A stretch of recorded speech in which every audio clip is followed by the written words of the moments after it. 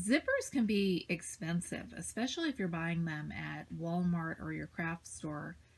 They're a little bit cheaper at the quilt shop and a lot cheaper if you buy them in bulk on Etsy, but for my sewing budget and the kind of sewing I do, nothing can beat a big batch of zippers from the thrift store or an estate sale.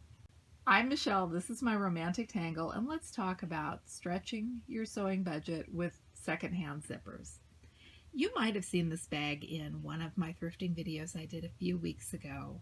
I did not buy it that day. I got to thinking about it and got to thinking of how picked over my zipper stash was and went back. And yellow tags were half price, so I got this bag of zippers for $2. If I had looked in through the plastic a little more before I bought it, I would have been able to tell that a lot of these are short zippers, so many of them won't work for full-size project bags, but I use short zippers too, and there are so many in here. I like to start projects on the spur of the moment, and having a big selection of zippers to pull from really makes me happy. I found them at thrift stores, I found them at estate sales, and there was a bag I wanted to start a while back that called for 4 zippers. It was a technique I wanted to try, and at $4 a pop at Joann's, there's no way I was going to buy 4 zippers to try to make something that I didn't even know if I could pull off. But if I've got a collection like this and scraps of fabric, it gives me a lot more freedom to experiment.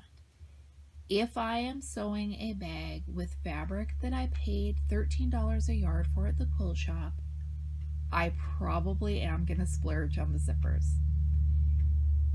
Actually, it's me, I won't, but I can understand splurging if you are working with expensive fabric or you've already invested a lot in your pattern and your batting and your other supplies. For a quickie last minute project, these are great.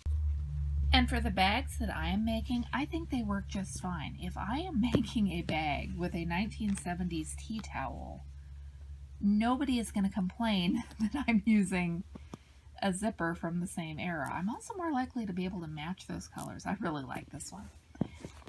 And this one is newer fabric. It's maybe quilt shop fabric, but it's a bright orange zipper. It fits the project. I will advise you that when you are putting an old zipper into a brand new project, do zip and unzip it a couple of times just to make sure that it's not stiff and you won't be fighting it for the foreseeable future. You can take long zippers and make them shorter by adding tabs at either end and cutting them down. If your zipper is just a tiny bit too short for your opening, you can add tabs and have a zipper that is an inch or two too short for your opening, depending on what you are going to do with the zipper. For a project bag where I need to be sliding full-size patterns in or out, I'm less likely to skip. A lot of the zippers in this particular batch are short.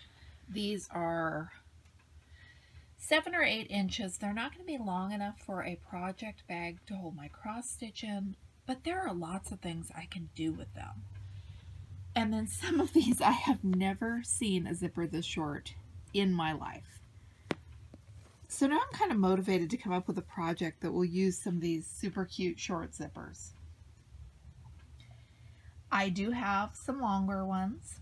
The colors are a pretty good variety, and they are stuff that I think I will use. I will use enough of them to get my money's worth, because in my bag that I spent $2 for, there are 98 zippers.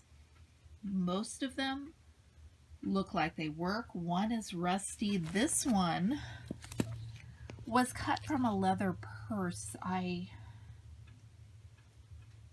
would throw it away, except I have seen ideas on Pinterest where people use like hot glue guns and plastic bottles to make different things. So I may just keep this in case the boys see something that they want to try. You can tell, especially on this one, you can see the threads where these were salvaged from clothing, probably most of them. But that doesn't make them any less practical for making a purse or a tote bag or whatever. Overwhelmingly, this batch has metal teeth. You can't just go flying across metal teeth with your sewing machine like you can the newer nylon zippers, but it just takes a moment to use the flat wheel by hand and gently walk your needle across them. For my money, for my budget, for my projects, for the ability to be able to do something on the spur of the moment at 2 in the morning and have a green zipper or a yellow zipper or a red zipper, I think thrifted zippers really are a great deal, or can be. Thanks for watching. I'm Michelle. This is my romantic tangle, and I'll be back with you again soon.